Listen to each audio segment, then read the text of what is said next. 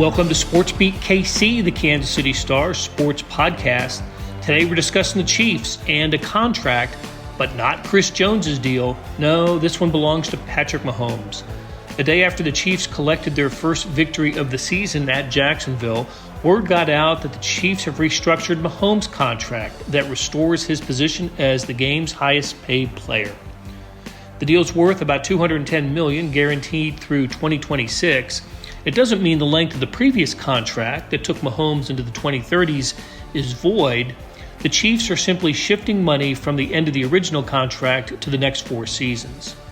We talk about the new deal and the Chiefs' triumph over the Jaguars with star columnists Vahe Gregorian and Sam McDowell. And as a production note, we recorded this episode from the Atlanta airport and tried to find a quiet space there, but just try to find a quiet space in the world's busiest airport. So excuse the background noise, especially early on. Okay, let's get started. Therese used to call these emergency podcasts or emergency shows. I don't know if this one rises quite to the level of an emergency, but there was some news today. Yeah, maybe just an urgency one. Yeah, an urgency. That's a good way of putting it. And we're not talking about the Chiefs' 17-9 victory over the Jacksonville Jaguars. Also with the spirit of Therese with us today as we do this from Hartsfield Airport. The world's busiest airport. And his favorite for the Where We Rip Your Airport sequence. Right. So you'll hear a lot of those announcements in the background while we record this, but we thought it was important enough to talk about the new Patrick Mahomes contract and about the Chiefs' victory over the Jaguars. Vahe Gregorian and Sam McDowell are here. Sam, what is the? And Jesse Newell would be with us, but he took an earlier flight. So way too early of a flight. Yeah. He did. Jesse smartly got back to town before noon today. We're sitting here late in the afternoon talking about the Patrick Mahomes contract. What are the details of this? So he's going to be guaranteed $210.6 million over the next 4 years. And, I think there's long been some misunderstood things about his old deal, which was a 10-year contract that would, it was a team-friendly deal in terms of annual average value. Mahomes had dropped to 8th in quarterback rankings in terms of how much he was getting paid on an annual basis. But those contracts were all but guaranteed. They were 18 months out that every year would kick in. This just pushes it up to where it's more immediately kicked in, and obviously he's going to be making more money immediately over the next 4 years too. So as you guys talk about it, Sam, what the impetus for it now is what? In part that he's falling behind on... Yeah, but I think a couple things. First, he's getting more money. Second, it's after the season, so your cap's in an okay spot. You know exactly where everything else stands to be able to fit that piece into the puzzle. But also, I think it's genuine that Patrick Mahomes feels some responsibility for the quarterback market itself. And he's the guy that can raise it. And look, I've talked to certainly a lot of agents that have wondered when is he going to do this, because it is, like I said, when you're the best player of your position, there is some accountability to raise the market. And the next question is what it does for the Chiefs, though. Well, before we get to that, let's talk about how when Patrick Mahomes is asked about being, the highest paid player in either in the NFL or at his position, however it's framed, he always takes the high road. He wanted to leave some money on the table. He wanted to leave some money for Chris Jones. He wanted to do what's right for the team and to keep this window of opportunity open for the Chiefs, and they have taken darn near full advantage of this window, right? The other thing that, before I forget, I think about the last time a new Mahomes contract was announced was after a Super Bowl victory. It was in the summer after the Super Bowl 54 victory. This one, of course, is now in the summer or in the early fall of the Super Bowl victory over the Eagles last year. So, heck, if he wants to get a new contract after every Super Bowl victory, I imagine the Chiefs will be happy to oblige him. But I like the point you're making, too, because it speaks to a few different things. One, Patrick's ability to convey these points. You get the message out about each aspect of it, right? He feels it's both important to continue advancing the quarterback position pay. He also feels it's important to leave stuff on the table.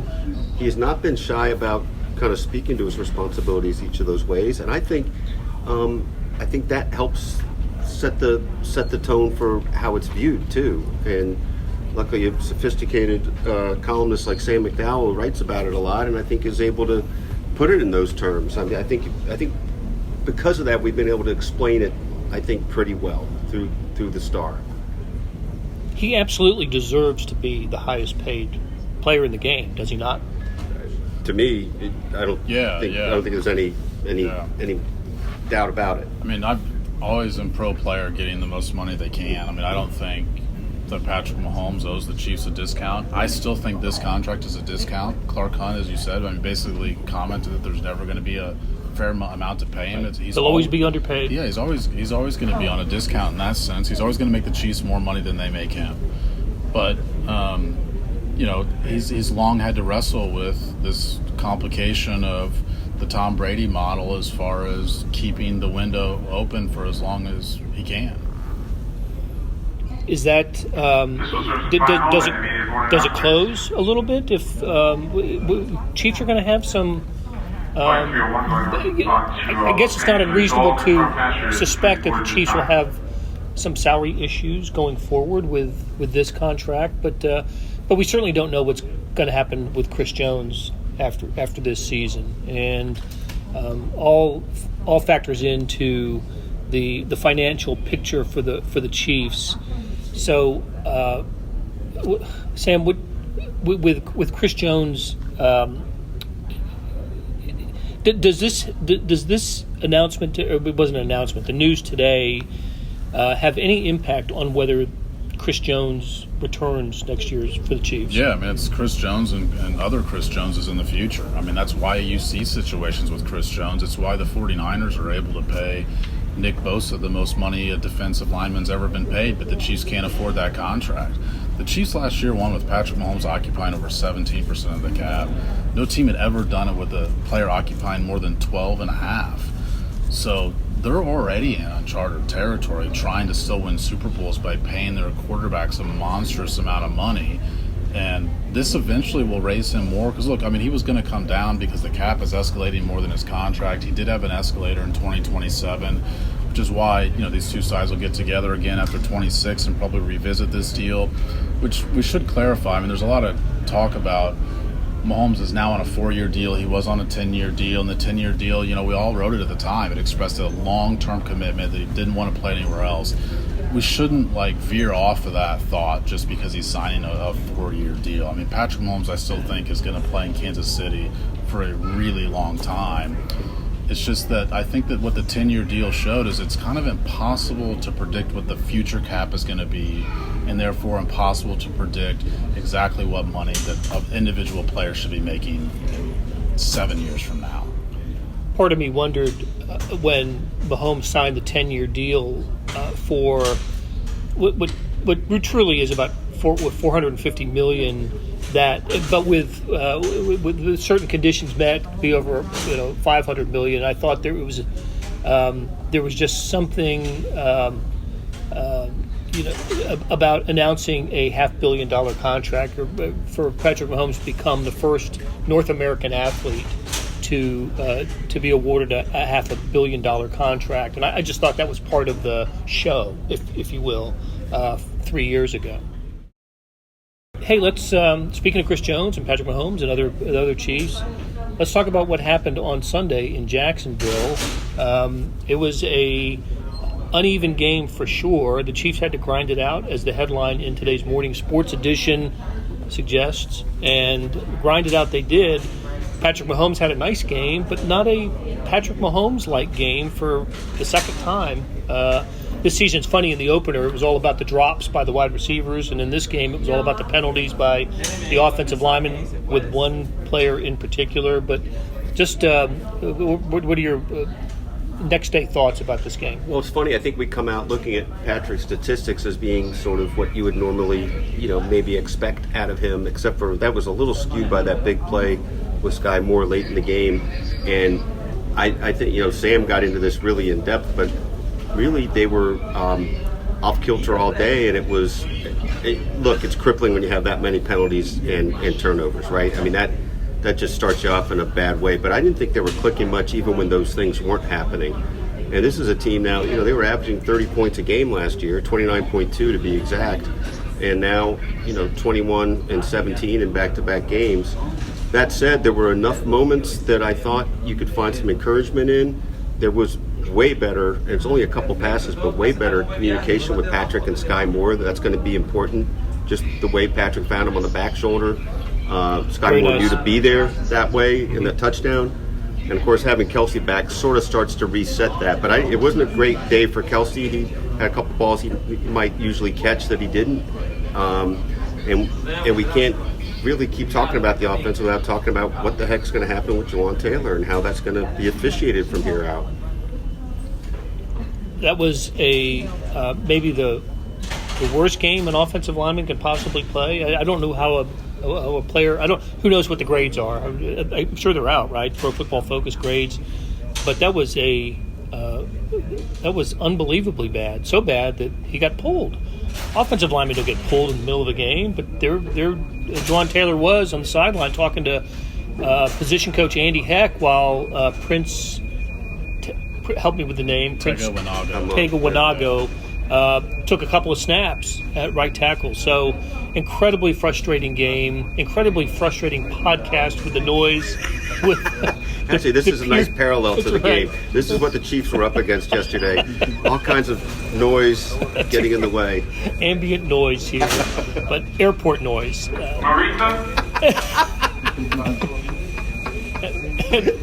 Marisa. Come on, Marisa. That's right. Vahe, I want to go back to something that you mentioned. You were keeping track of this in the press box. There you go. You were keeping track of this in the press box. It had gotten to, was it 16 minutes between? Yes, it was 60 minutes and 7 seconds between Chiefs touchdowns. Yeah. So they scored with 34 seconds left. I think that's what it was in the Detroit game. 34 seconds left in the first half against Detroit, and then 27 seconds left, I think it was, in the first half against the Jaguars when they scored that touchdown. That's a long time for a Mahomes offense not to score a touchdown. Well, correct me if I'm wrong, only twice in the Mahomes era have they gone a 60-minute game without a touchdown. The Super Bowl against Tampa Bay, and then the Tennessee loss at Nashville at 27-3. I think that's right. Yeah, I think that's right. So over a stretch of 2 games, they went a game, basically equivalent of a game without scoring a touchdown. So, it was strange. And in that time, toward the end of that stretch of time, I thought we saw Patrick Mahomes' frustration taken or exemplified by his interception. I just think he said, heck with it, I'm going to launch one here. And it was to Justin Watson deep, about 50 yards downfield, and obviously picked off the third. Was that the third? It was one of the 3 turnovers for the Chiefs in the game. That was the third, I think, in the quarter. Yeah, in the second quarter, yeah. But however, the defense played outstanding. It was a terrific game by Chris Jones returns, and I think he's credited with 1.5 sacks. He got the pass deflected. I saw on somebody's Twitter account, somebody who was breaking down the play of the Chris Jones batted down pass, that was a big play set up for Jacksonville. They had exactly what they wanted. Could have gone for a big game, except for Chris got his big paws on it and knocked it down. So I made him the star of the game, and I thought he was the best player on the field at a time when he not only missed the previous game but all of training camp and preseason. And doesn't this make St. Joseph feel relevant? What are any of us doing there, right? I thought. Look, I mean, what's interesting about these first 2 weeks of the Chiefs, because they both fit this same mold, is you've got the defense playing unlike they played during the Patrick Mahomes era. You've got the offense playing unlike it's played during the Patrick Mahomes era, and you're trying to figure out if either one of them are more like they've been in 2023, or should the history of the past 5 years trump what we've seen in the first 2 weeks. Patrick Mahomes and the offense have shown over the years that they eventually figure out what's plaguing them. So I think the offense is probably further from what it's going to be at the end of the season than maybe the defense is. So then you look at the defense, and this is the first year I think where they entered. I'll say it this way: they entered with fewer questions this year than I think they have in the past 4 or 5 years. Last year we had no idea how the rookies were going to play. This year, all of those are second-year players, and I think that it's showing, especially with Trent McDuffie. I think looks like a future Pro Bowl player. And you mentioned Chris Jones. I mean, you're right, Blair. He was the best player on the field, despite it being his first game, whether it's preseason, which is his first competitive action. Really, I mean, they don't even have padded, hitting practices once the season starts. I mean, he missed out on all of that stuff, and it looked like he didn't need any of that stuff. Maybe that shows up today. Maybe today, as we're sitting here in the airport on Monday, maybe he's feeling it more today than he would have had he gone through all that stuff. I'm sure that's the case probably, but it didn't look like football-wise that they ran so much stuff that was specifically designed for Chris Jones. Well, I think you pointed out this out in your column, and we were certainly talking about it in the press box. On his first 4 snaps, he played lined up at 3 different spots. Yeah, left Blair end, pointed that out. Yeah. Inside left, inside right, and Outside defensive right. end. Yeah, And both defensive end sides, and then once inside. And he also, he had 1.5 sacks. There was another play where they get, on the very first drive of the game, where they get a third down sack that's not him, that he totally creates by coming around the end. Yeah, and pushing Trevor Lawrence up in the pocket. But look, I mean, the defense wasn't what we thought needed a jolt after the Lions game. It was the offense, and those questions still remain. It was pretty impressive, wasn't it? It was. And by the way, just to flip it back onto Sam's other point, though, Sam, you got into this in your column.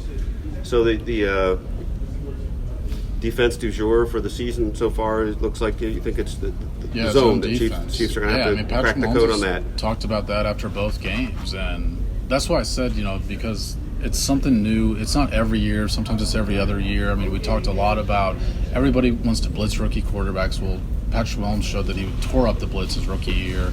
And you remember they went through that stretch where they lost back-to-back games against the Colts and Texans in 19, and it was press coverage. All we were asking the receivers was getting off the line of scrimmage. And then in 20, after they went in 19 and 2021, it was a lot about the high shells. So, okay, well, we're going to take away Tyreek Hill. You're not going to be able to just go over the top. And now this year, it's a lot of zone coverage stuff. The Chiefs don't have the same speed they used to have. And so the teams are playing zone because it takes advantage of the inexperience. It requires your wide receiver and quarterback to be on the same page a lot, which is why, Vahe, you made a great point that two most encouraging plays of the game for the Chiefs were the 2 Sky Moore plays. The Patrick Mahomes to Travis Kelce touchdown is indicative of what's the requirement of a zone play. To beat a zone, you're covered up, you see a gap, you move. Sky Moore on both plays, even though they were man-to-man, it was the same page with the quarterback type of play. And that's what we're going to have to see more of. But, we've been talking about this for a year with Sky Moore, and it's time for him to take that step. Well, it might explain a little bit why we've seen in the 2 games Mahomes just look like a touch off, right? A little bit behind or a little bit in front, and and you think, boy, if the receiver had just made an adjustment here, it would have been. But or were they making the same adjustments, right? I mean, right. Yeah, same point, but yeah. Yes, but in the zone, they may not know exactly where to be, and so Mahomes doesn't know exactly where they're going to be, and the throw's off just a hair, and the receiver doesn't get it. And as Sam said, as we all know, it's a new group of essentially a new group of wide receivers. Well, what's interesting about that, Sam sent out the snap counts of the receivers earlier today, but you saw that particularly second-round pick Rashee Rice and Richie James played 6 and 3. Yeah, three Richie snaps? James is only at the end of the game because of Justin Watson's cramps. He told Jesse that after the game, but they did. Look, I advocated for this during the week. They have to shorten their wide receiver rotation. If you're trying to get guys on the same page, it doesn't make sense to have this turnstile of wide receivers. It just basically keeps your quarterback guessing as far as who's he playing with. And so I think they're going to have to pick a group. The problem they're running into is that their most talented guys are least experienced guys. I still think Rashee Rice is the best guy they have with the ball in his hands after the catch because he can break tackles and make guys miss. You've got Kadarius Toney that's been here less than a year. And then, Richie James had a lot of big-time catches for the Giants, and we haven't seen him involved in the offense at all. And his only role in special teams didn't go well yesterday either, which goes back to our original question of, do they really need 7 wide receivers? And, Justin Ross seems a little sort of clogged or just straddling in between, right? He had, what do you have, 7, 8? Nine snaps. I just think Justin Ross has a very specific skill set. Yeah. The Chiefs didn't get to that. And he still plays on special teams, too. He does. Yeah. And he didn't get to that. The Chiefs didn't get to that part of the field to where it made sense to use a lot of Justin Ross yesterday. Right. There could be games. I mean, there was a couple of years ago we talked about their offensive red zone struggles. Right. He's a problem solver in that area, and the Chiefs just haven't run into that problem in the first couple of weeks. And we'll explore this further later, but no red zone problems for these Chiefs. You get in the red zone, they get Defense touchdowns. Too. Yeah. Yes, and how great the Chiefs' defense was against the Jaguars in the red zone. That's kind of where the game was won and lost. Chiefs get touchdowns in the red zone, and the Jaguars settled for field goals, and Jaguars were inside the 5. Yeah, and remember, that's been the theme of the last 2 off seasons. We've asked Steve Spagnuolo a lot about Blair. I still remember, I think it was in 21, where it was the first 7 or 8 times that another team had gotten into the red zone, it was touchdowns. And I still remember a team crossing the 20 at Arrowhead, you putting your arms up for a touchdown. Just give it to them. That's right. Give Holmes the ball back. And it's the spot they needed to improve the most. And I had a conversation with Spags about it off to the side during training camps. I said, how do you focus just on one spot? Because you want to be good on it. You want to win every play, right? How do you just win red zone stuff? And he just said, there's too much space. There's too much space in the secondary. You have to tighten the space at the red zone because the field is tight at that point. And look, one of those other things about the red zone, at least 2 of them, maybe 3, were sudden change situations, right? It was the ball off of Richie James' face mask. That was at the 14, I think. Good point, put in bad spots. And then one was from another turnover, right, where suddenly they're inside there. I think that's right. And then it got to the 1-yard line for 1st and goal. And then the Jaguars, or Trevor Lawrence, called his own number and on a really bad move. Yeah. And Nick Bolton and L'Jarius Sneed sniffed that out and made a great play. So I want to bring up Kadarius Toney quickly. I wrote about this today, actually. How Andy Reid and Chiefs-like was it for the Chiefs to go to Kadarius Toney as often as they did, as early as they did? Yeah, 3 times on that second series, I think, right? In 4 snaps. Yeah, 3 times in 4 snaps. Back-to-back plays. A week after he had, 3 or 4 drops in the Lions. Maybe another team would just stay away from him like the plague. And what do the Chiefs do? They go right back to him. They did. I think it's one of the distinctions I make in this is when Andy really believes in somebody, that's what he's going to do. Now, would have been interesting if Kadarius dropped another 1 or 2 in that process. And he didn't have a perfect game. He lost the fumble. But just watching him in that whole sequence, all 3 of those plays were a little special extra to him in what he can do that not other guys can't do on this team. I shouldn't say lost. He didn't lose the fumble. He recovered his own, but he lost 11 yards lost the ball. On the play. Lost the ball. So, but the Chiefs get out of there with a win, and probably helpful for public perception that they did win on Sunday. If the news about Mahomes' contract was going to come out today, on Monday as we're recording this, it would have been tough as an 0-2 team to digest that news, I think. I agree. And look, Andy had a point yesterday. I mean, he talked about not liking the way it looks on offense, but he also said, they showed him a little something with the way they kind of grounded out. And that is true. Ultimately, that's true. They found a way, and look, they're just kneeling the last couple minutes of the game. And, it wasn't a safe win, but by game's end, it was a clear win. I think it's an important victory, too, because I do believe the Jaguars are the best team in their division, the AFC South. And as a division winner, they'll have a home game in the playoffs. You want to be seated ahead of that team in the playoff picture. And imagine this: if they had lost there, that is effectively a 2.5 games behind Jacksonville, right? Because of the tiebreaker, and so that's a significant win. It was not elegant in any way, but you feel like you see a little something with the defense now. And to Sam's earlier point, you have every reason to think the offense will get it fixed. Look, I mean, the Lions and Jaguars had good offenses last year. It's not like the Chiefs are running over the teams that actually they're going to be seeing on their schedule over the next few weeks. The Bears and the Jets and Broncos. Yeah, I mean, Broncos are actually moving the ball at a pretty good pace in the first couple They of weeks. lead the NFL in points per possession. Okay. How about I think they're second in drive success rate, how many times Right. you turn in. But speaking of drive success rate, this is indicative of where the Chiefs are. They led the NFL at 78% of their first downs. They turned into a new first down. And now they're at 60%. And they're middle of the pack in the NFL, actually very slightly below it through the first 2 weeks. And unlike what I just mentioned about those offenses, they have not played good defenses. I don't think we're going to see the Jaguars and Lions as some of the top 15 defenses in the league by the end of the year. I agree. Okay, it's the Chicago Bears at Arrowhead on Sunday, 3:25-ish game or 3:30, whatever it's called. 12.5-point favorite, Chiefs. That's a pretty big number in the NFL. It suggests that it won't be a game. To be honest with you, I don't think it will be. I don't think it will be either. Before the season, the Chiefs did not have a double-digit line.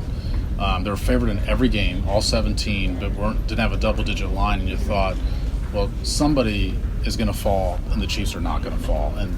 But I didn't think it'd be so quickly in Week 3 that we'd already see a line pushed. I mean, it's 3 points different than it was to open the season. Like the Bears have a bunch of injuries.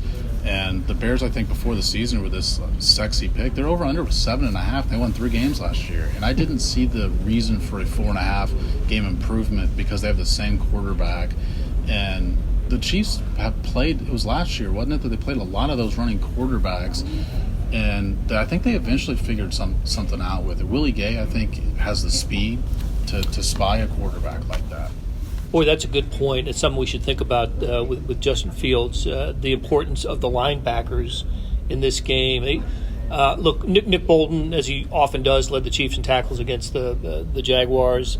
But this absolutely could be a Nick Bolton, Willie Gay type of game against the Chicago Bears. So, okay, we quite literally have a plane to catch.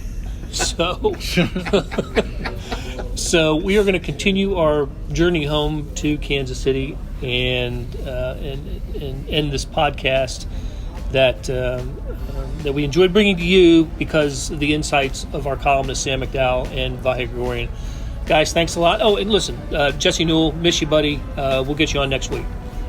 See you guys. Thanks, Blair. That'll do it for today. Thanks to producer Randy Mason for putting together the show, and to our SportsBeat KC production staff of Todd Feedback, Jeff Rosen, and Scott Chasen.